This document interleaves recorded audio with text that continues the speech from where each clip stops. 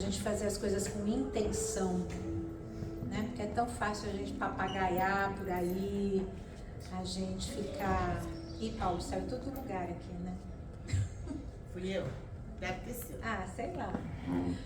Enfim, a gente fazer as coisas com intenção, né? Como fizemos agora, que assim seja.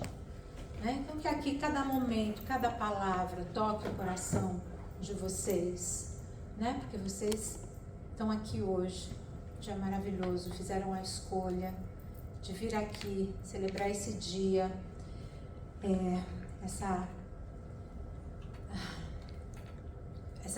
honra, né, de ser pai, né, de honrar o grande Pai, Deus, nosso Criador, né, e ver como é que nós estamos aqui no mundo material, né, como é que estamos sendo pais aqui.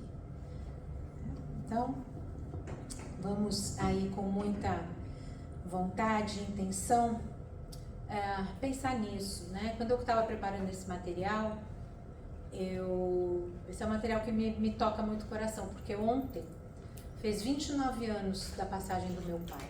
Então, 29 anos que eu sou órfã de pai. E pensei muito no meu pai, né? Pedi a inspiração dele, a ajuda, aprendi muito com ele na minha vida. E estar aqui falando foi uma das coisas que eu aprendi com meu pai. E estão vendo, né? Mas olhando também as falhas dele.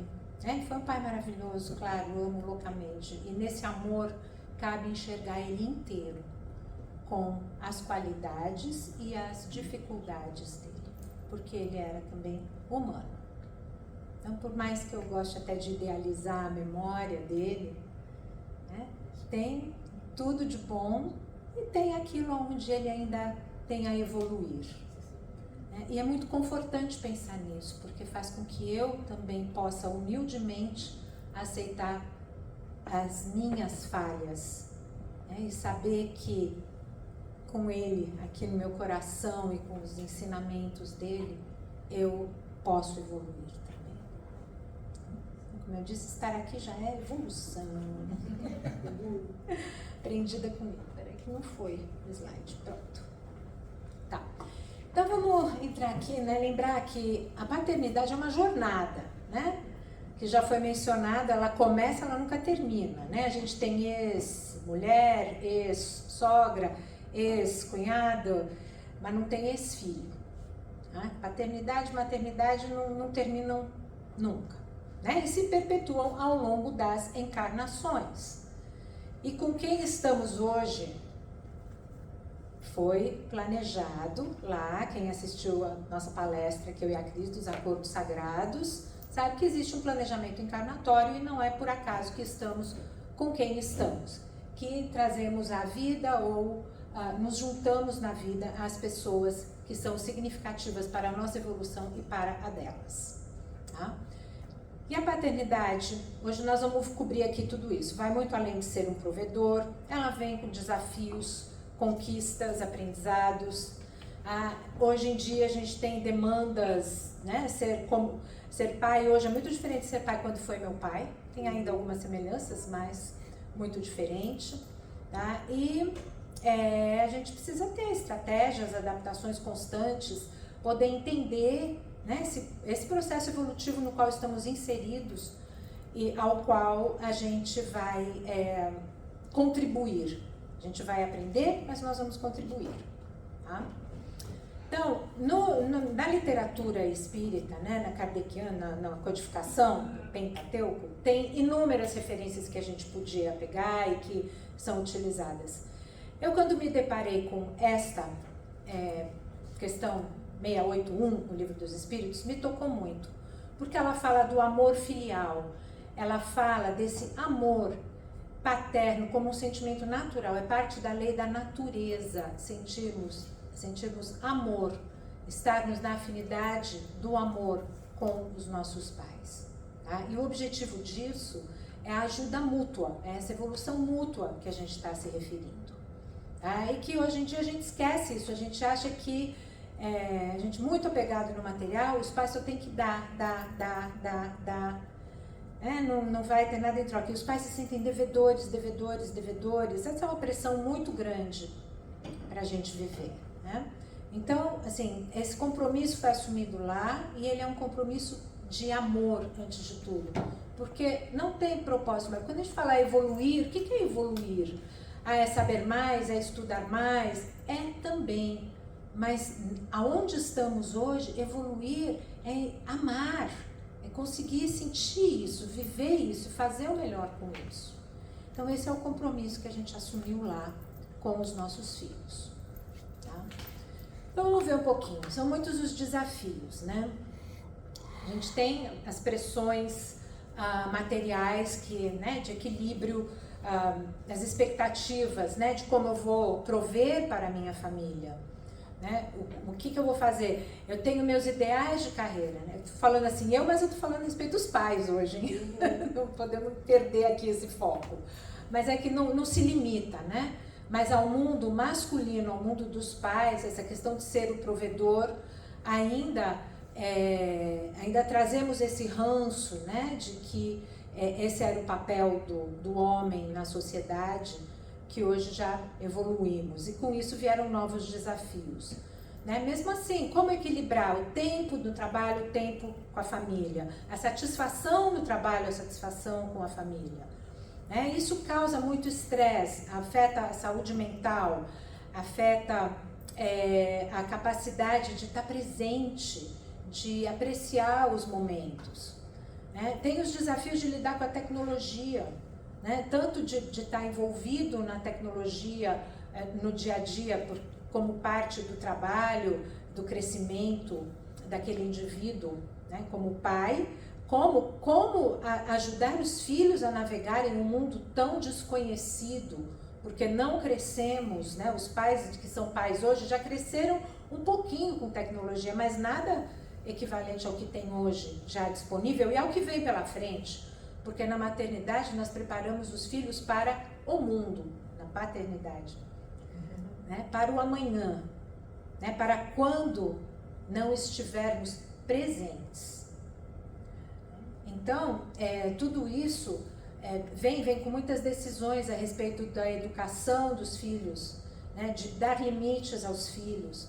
Hoje existe um foco no desenvolvimento emocional, socioemocional, socioafetivo, que não existia no passado com tamanha ênfase como temos hoje. Né? Há preocupação sim, como meu filho se sente. Né? Antigamente havia um foco maior em como ele se comporta, como ele vai sobreviver, como nós vamos estar inserido no contexto social. Hoje há um foco grande no como essa pessoinha se sente. E isso, para o pai, especialmente, é bastante desafiador, nós vamos ver um pouquinho mais para frente. Tá?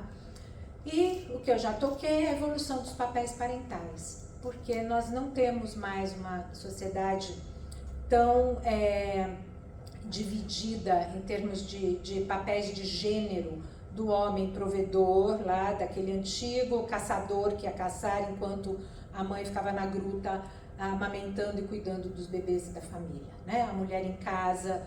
Não, hoje nós estamos num caminho de mais equanimidade, onde homens e mulheres dividem tarefas, dividem obrigações, compromissos. Então, cada um se sentindo mais confortável aonde se encontra e dentro das suas possibilidades emocionais, oportunidades de trabalho, tudo isso afetando. Isso é um desafio para o homem contemporâneo. Tá? Aqui. Andou? Não. Foi? Não.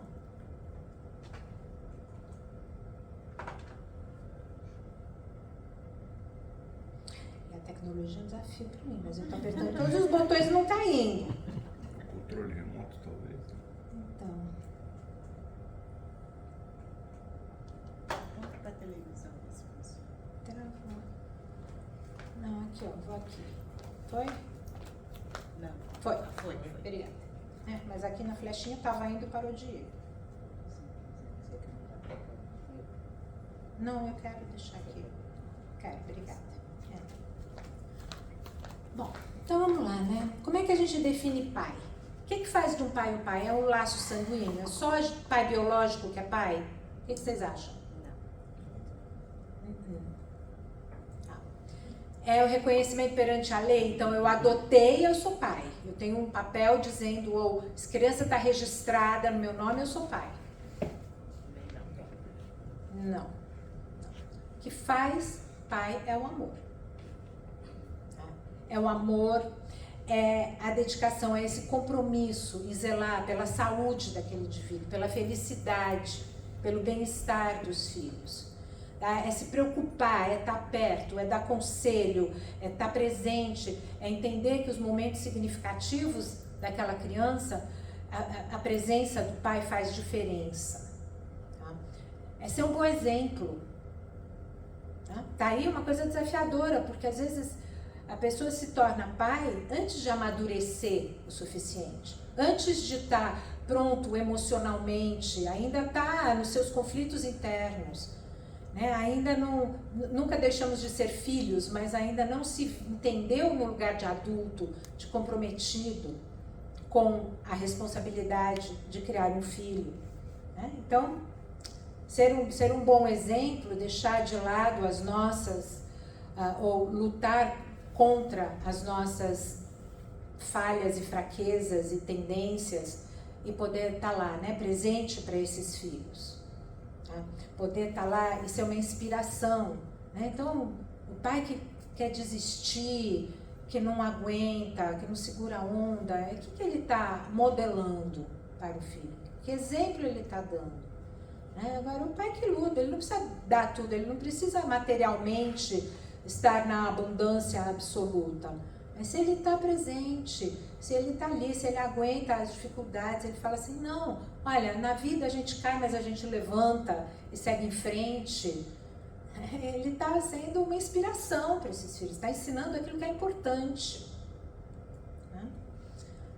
E então, assim, dentro disso a gente sabe que a boa convivência, né, o pai que promove a boa convivência em casa, aquele pai que promove a construção do afeto, né, do vínculo, porque é esse vínculo. O que é o amor? O amor é um vínculo.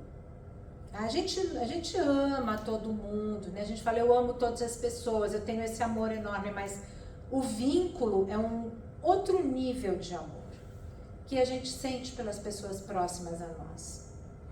Né? Então, é aí que a gente encontra essa essência, né? Para poder ser os vários tipos de pai que existem, que são possibilidades, né? Que podem ser os pais. Podem ser pais de afeto, né? Pessoas que se aproximam das famílias umas das outras e viram um pai ali, um modelo de paternidade.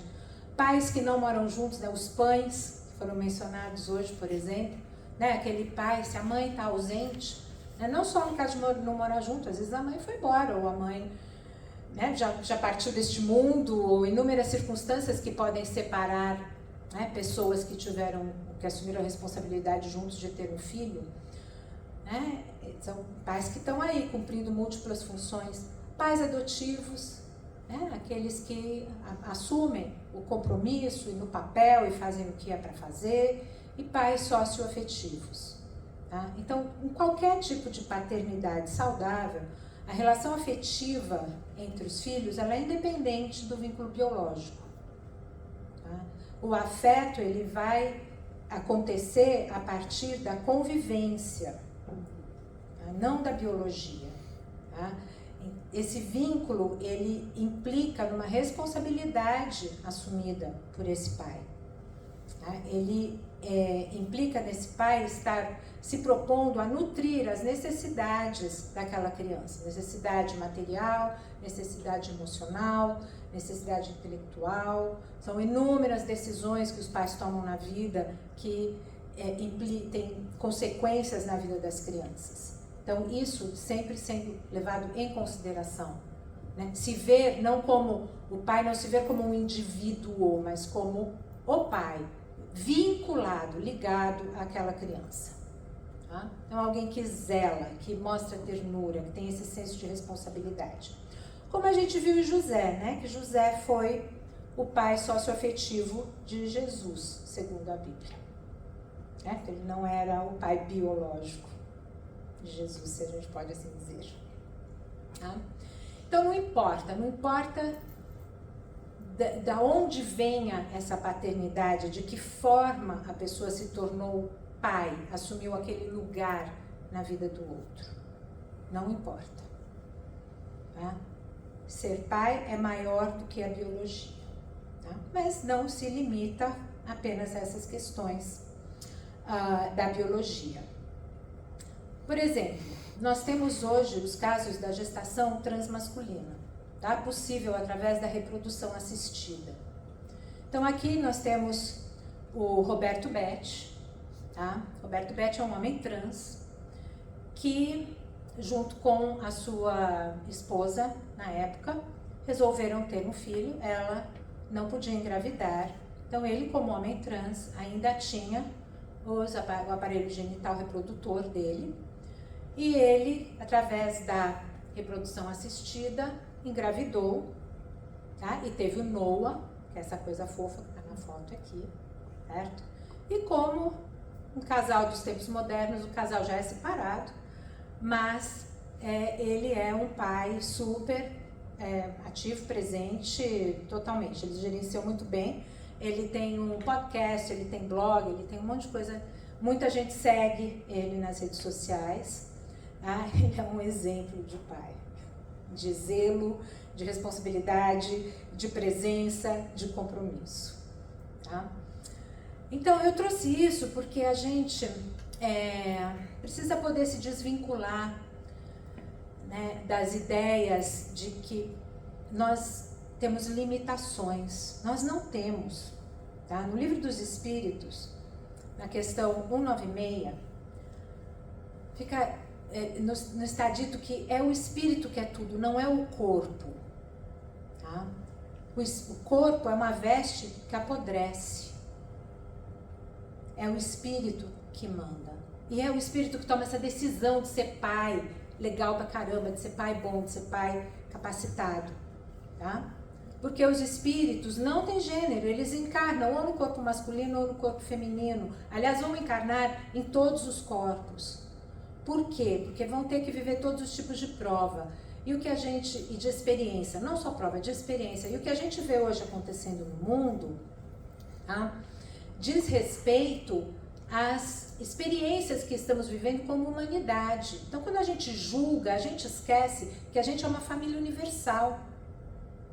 Tá? Quando a gente julga o que o outro está vivendo, os caminhos que a pessoa segue, a gente esquece. A gente esquece que Jesus, quando estava no templo falando, e chegaram para ele e falaram assim: sua mãe está aí fora, seu irmão está aí fora. Ele falou assim: quem é minha mãe? Quem é meu pai? Quem são meus irmãos? Todos aqui são meus irmãos. A gente não pode esquecer disso. E criar uma sociedade de exclusão. E não perder o foco de que os reais valores, o que importa para o amor, é o nosso compromisso, nosso comprometimento, nossa responsabilidade, nossa sensibilidade, nossa empatia com relação ao outro. E o pai que lembra disso e faz isso, é um pai que está, né, junto a Jesus, cumprindo a vontade do Pai. Porque essa é a vontade do Pai, nos disse Jesus. Tá? Vamos lá. E com esse olhar, né, a gente vai poder ver que cada família é única. Tem família de todo jeito. Tem família de 2 mães, tem família de 2 pais, tem família que eu venho com 3, 4 filhos, o outro vem com 5, tem os que são biológicos, os que não são biológicos nessa família. Tudo é família. Por quê? Porque é onde tem o amor. É onde esses adultos compreenderam a sua responsabilidade, o seu lugar. Tá? Então a gente não pode ficar assim de microscópio, numa abordagem única e pequenininha. A gente precisa poder ampliar. Tá? E entender que a harmonia, a felicidade, o bem-estar, isso que a gente promove numa família saudável. E um carinho especial, né, aos pais especiais dos filhos especiais. E, gente, a estatística é lamentável. 60% dos relacionamentos não sobrevivem à paternidade ou maternidade de uma criança especial. Então, aos pais que ficaram, meus parabéns, meu coração. Tá? Porque são muitos os desafios da paternidade. É fácil ser pai da criança bacana, né? Da criança que só tudo dá certo na vida dessa criança. Como é que é ser pai, né, da criança? Como é que isso pega, né? Pega na masculinidade, pega na expectativa de vida, nos sonhos, né, naquilo que era desejado. Então é um processo de aceitação, é um processo de crescimento muito importante. Requer boa ação. Autoconhecimento, porque a gente tem que se conhecer, onde é que dói em mim, como que eu vou lidar com essa minha dor, com a minha ferida que fica aberta aqui diante do tudo meu não é lindo. Existe dedicação, exige muita dedicação. Tem né, situações que a pessoa não consegue dormir, ou que, enfim, tantas coisas. Resignação é a vontade de Deus, eu combinei isso lá, antes de vir.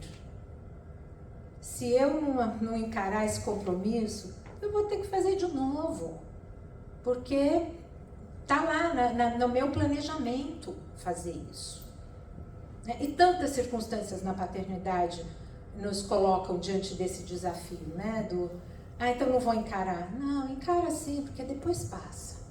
Encara dessa vez, senão vai ter que fazer de novo. E vai descobrir o quê? Vai descobrir sua resiliência.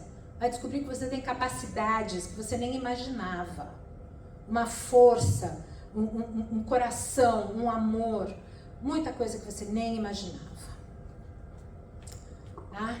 Então vamos lá. Então a gente fala assim das coisas bonitas, né? Agora vamos falar, mas por que isso tudo acontece? Né? Porque existe uma coisa que chama masculinidade tóxica.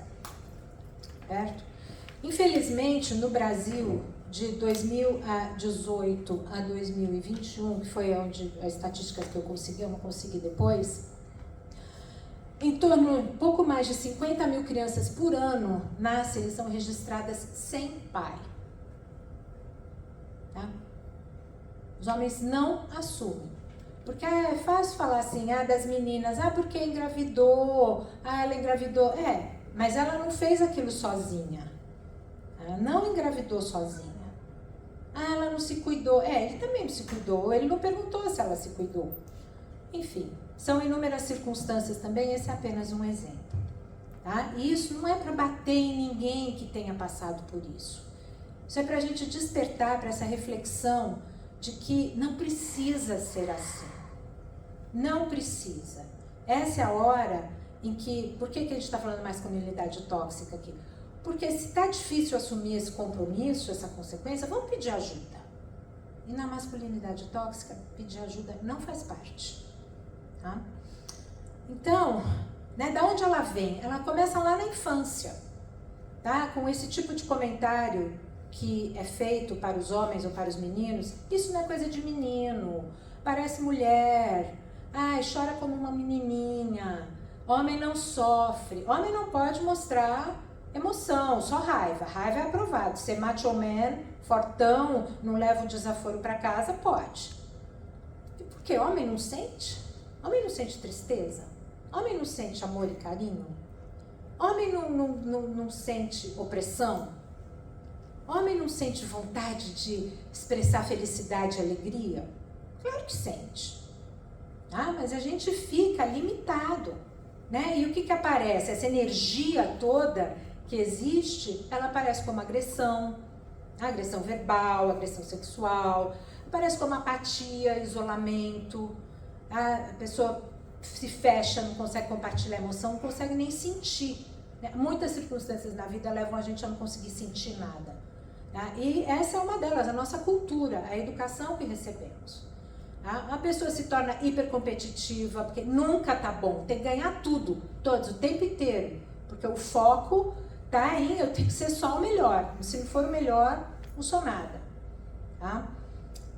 Fica alguém que não dá apoio, não pede apoio, que se utiliza de uma comunicação tóxica, mandão, aquela pessoa que fala, não pede, né, não vê o outro, aquela comunicação agressiva ou passivo-agressiva. Tá? Fica uma pessoa ansiosa, com medo, né, ciumento, controlador, faz críticas disfarçadas de elogios. Então, é tóxico assim. E a gente vive uma cultura que é imbuída disso, é intoxicada de coisas que reforçam esse tipo de comportamento, esse lugar do homem como alguém que tem que ser o todo-poderoso. Tá? Ou o pêndulo vai lá do outro lado, né? E os homens hoje estão vivendo esse desafio de que as mulheres estão ganhando posições no mercado de trabalho, de que as mulheres já não toleram tanta submissão, e aí o homem está tendo que se reinventar, tá? Que criar esse novo espaço, esse novo jeito de ser homem. E é importante ouvir isso, porque nós estamos criando filhos que vão viver numa sociedade cada vez mais assim. Então não dá para ficar assim incrustado, não é assim que eu sou e não tem outro jeito de ser. É assim que eu aprendi, é assim que eu sei fazer, mas como que eu posso ensinar melhor, fazer melhor? Tá? As redes sociais reforçam isso demais. A competitividade, essa coisa que a gente olha na rede social, tudo que o outro tem e a gente quer ter, né? Tudo que o outro faz. O outro só é feliz, né? Só na rede social que é feliz. Porque na verdade a gente é comum, tem momentos de felicidade. Quem que posta foto chorando? Né? Alguém que quer uma atenção, porque tem quem põe, né? Eu conheço uma pessoa que coloca assim, todo ano quando vem o aniversário da morte da mãe, né? Luto, negócio preto assim, aí vem enxurrada de mensagem. Ela precisa disso. Não vamos respeitar, mas a mãe morreu há 40 anos. 40 anos. Então ela está fazendo isso pelo luto ou é por ela mesma? Então isso é um exemplo de autoconhecimento que está faltando ali, né? E de como a rede social alimenta na gente o que não é bom pra gente, tá? Então, bom, aqui a gente repete um pouco isso, mas como a gente vê numa criança, tá? Essa segunda parte aqui da consequência da masculinidade tóxica é muito importante, porque fica aquela criança indisciplinada, tá? Ela sofre o bullying ou ela é o bullying, tá? Criança que comete crimes, pequenos crimes, ou que como adulto vai acabar cometendo grandes crimes, problemas acadêmicos, agressões sexuais, violência doméstica, vício, comportamento de risco, trauma psicológico, suicídio. Gente, nós estamos vivendo uma epidemia de atentado à própria vida sem igual.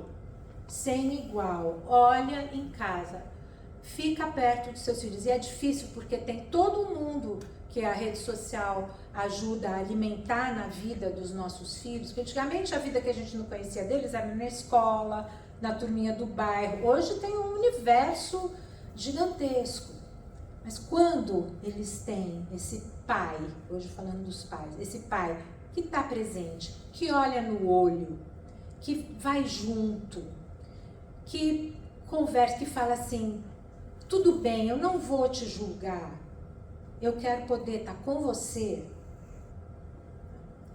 Esse pai é um pai que o filho sente que vale a pena viver por ele.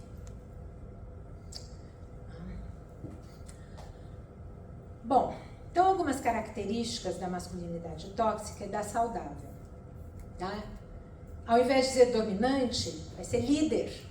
Olha que coisa maravilhosa. Isso é masculino. Ao invés de acumular poder, empodera os outros. Alguém que sabe gerenciar, que sabe fazer os outros se sentirem no seu melhor, capazes. Pensa isso como pai.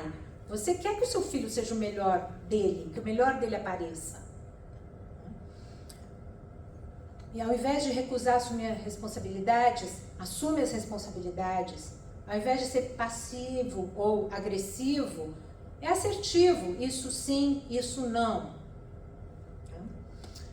Não se isola, cria comunidade, né? Incentiva, né? Cria um mundo para o filho viver, um mundo real, concreto.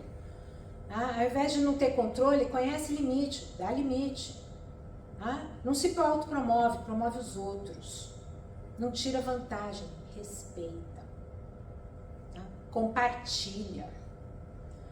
Tá? Não fica argumentando para ver, eu tô certo, aquela pessoa que não cede, vai querer provar que o errado é certo. Não, ao contrário, busca entendimento. Peraí, você não vê assim? Então vamos tentar achar um lugar no meio do caminho para a gente se entender. Não esconde, não mente, encara a verdade, por mais dura que seja. Não é alguém que cria caos, mas alguém que propicia paz. Uma coisa para a gente pensar, cada um de nós individualmente, independente de ser pai ou não, somos todos membros de algum tipo de família. Eu sou uma pessoa que propicia paz na minha família? Ou eu sou quem cria o caos? Só aí, se a gente conseguir fazer só isso, o resto tudo vem junto. Então vamos lembrar que a paternidade não é perfeita, tá? Os pais têm medo de mostrar suas fraquezas, de cometer erros. Isso compromete a paternidade. Tá? Tem que poder olhar para o pai que eu tive, o pai que eu sou. Né? Eu sou igual, eu sou o extremo oposto. O que eu aprendi com meu pai, o que eu quero desaprender do que eu aprendi com meu pai. Que pai que eu tive, que pai que eu sou. Tá? E eu estou fazendo o meu melhor? Eu posso fazer o meu melhor. Tá? Como que eu faço? Do que eu preciso para fazer o meu melhor? Implica assim, muita humildade se olhar assim. Tá? Então vamos lá, né? Porque se a gente investe nessa masculinidade saudável, tá? A gente vai estar promovendo interdependência, a gente vai dar e pedir ajuda quando precisa. Pedir complicado. Dar, às vezes coloca a gente naquele pedestal assim, do bonzinho, do bacana, do sabe tudo, do pode tudo. Mas e pedir ajuda? Estou pedindo, estou vendo se o outro precisa da minha ajuda. Ver o outro. Né? Expressar as emoções todas. Tristeza, medo, alegria, bondade, carinho, ternura. Se é alguém que colabora, mostrar vulnerabilidade. Falar, isso daqui para mim é difícil. Isso aqui eu não consigo. Mexe comigo. Não é fácil. Aqui eu erro. Né? Ser amável. Dar e pedir consentimento. Gente, consentimento. Quando eu peço consentimento, ou eu dou consentimento, eu vejo o outro. Eu estou interagindo, eu estou na troca. Eu estou nessa interdependência, eu estou na inter-relação. Eu não estou só, eu não estou isolado, eu não estou me sentindo mais nem melhor que o outro. Então vamos lá, ressignificar o papel de pai, tá? A partir da paternidade ativa. Ativa por quê? São ações. É só agir, é fácil. Cuidado físico, emocional com os filhos. Adolescente, cuidado físico é o quê? Ninguém vai trocar fraldinha de adolescente, né? Vou levar, vou buscar, vou bater papinho com os amigos, vou ouvir a música que eles gostam, tá? Vou lá, vou me interessar pelo mundo deles. Tá? Olhar, falar com a criança. A criança existe, validar aquela vida, aquela presença. Tá? Compartilhar com o parceiro ou com a parceira a decisão de ter filho, de quando ter filho. A gente quer ter filho, a gente está pronto. O que a gente precisa, o que a gente espera. Tá?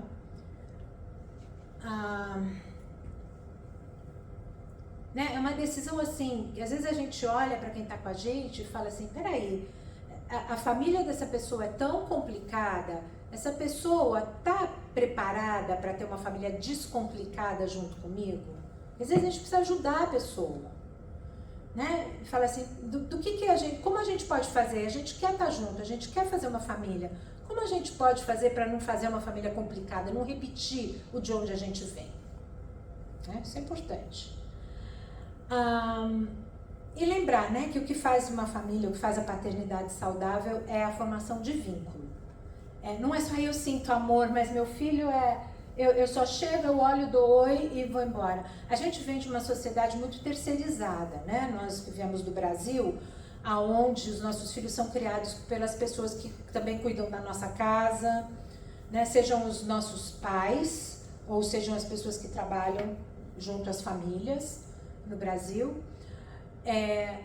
E os pais são assim, né, esses marionetes, assim, que entram, dá oi pro filho e vai embora. E o vínculo está sendo feito com essas pessoas que cuidam. Então, cuidar dos filhos, estar próximo, é o que faz a diferença.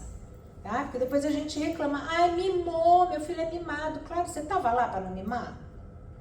Ai, a fulana que criou ele mimou. É, você pagou ela para fazer isso. O teu dinheiro. Aqui, então, efeitos positivos, tá? Então, coisas que a gente já falou, contato pele a pele com o bebê, segurar, brincar, trocar a fralda, ler, dar banho, brincar com a criança pequenininha, conversar com as crianças, né? Demonstrar interesse pelo que elas estão aprendendo, o que elas sabem fazer. Pedir para eles ensinarem a gente a usar a tecnologia, eles sabem. Né? Na adolescência, ser sensível, solidário, disponível. E eu tenho um filminho aqui de 2 minutos pra gente assistir sobre paternidade.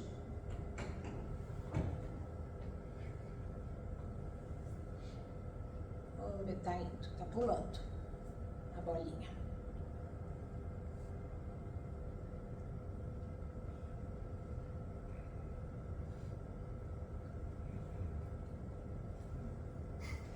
Tá? E olha aqui o título: limitações não justificam não ser um bom pai. Não tem desculpa para não ser um bom pai. Não tem. Não tem de onde eu vim, o que aconteceu comigo. Vai se cuidar.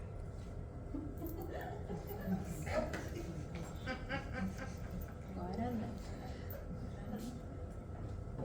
Cadê o som? Não tá popping. Peraí, o que eu faço para ter som aqui? Tá no link? Vamos lá, Kaline, Sem imagem. Tá sem imagem? Tá sem Mas tá imagem. aparecendo aqui. Pode estar por baixo do PowerPoint. Tá, tem que até aí. Tá.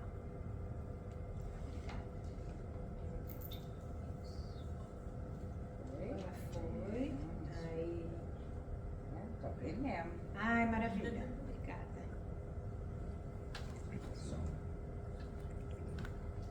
Não. Tá. Ativar som. Aí foi. Meu pai, ele é muito inteligente.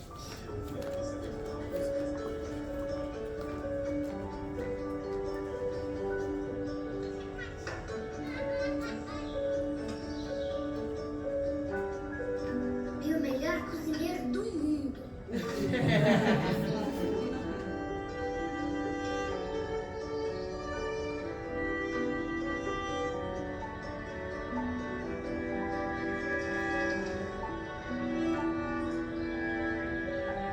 Ele tá sempre de olho nos mínimos detalhes.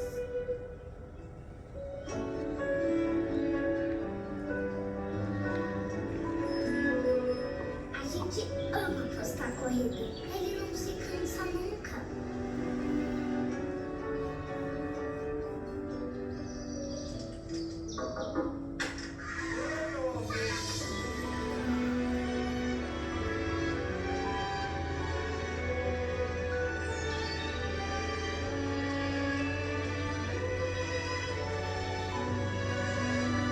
Fora que ele dança muito.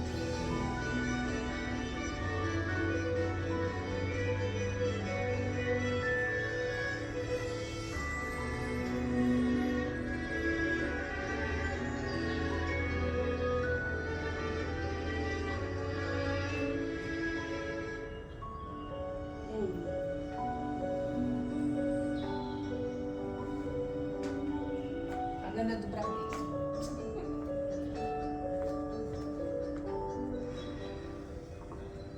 É de verdade.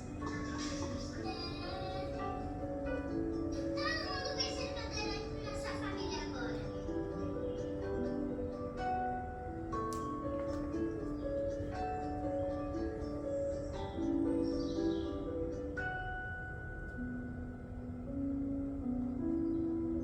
Agora pra voltar.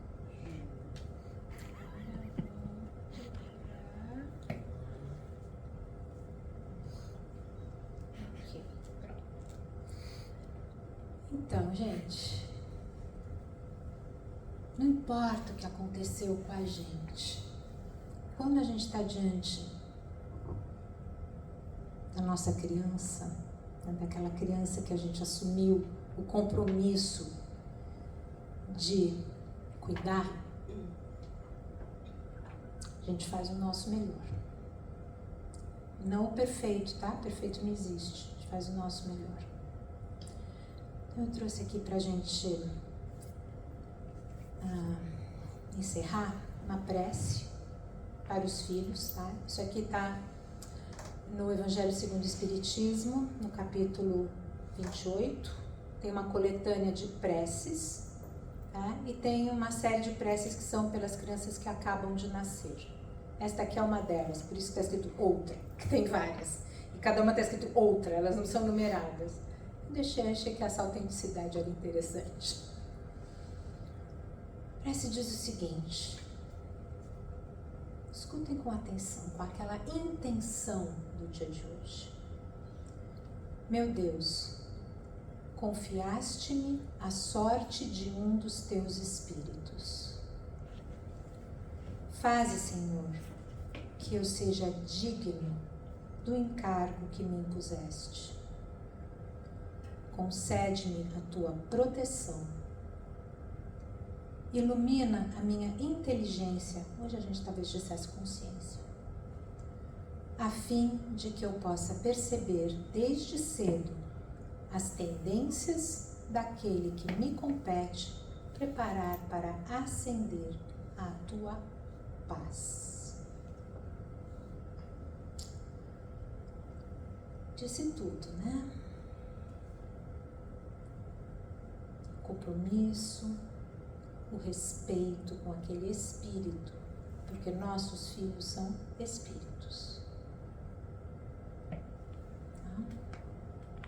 Então eu deixo vocês aqui, eu tenho aqui um slide com links, se alguém tiver interesse, de redes sociais sobre paternidade ativa, eu posso voltar, mas quero deixar mesmo vocês com o filho mais incrível que passou por esse planeta, com pais que devem ter sido absurdamente bacanas e cuidaram dele. Muito obrigada pela atenção de vocês.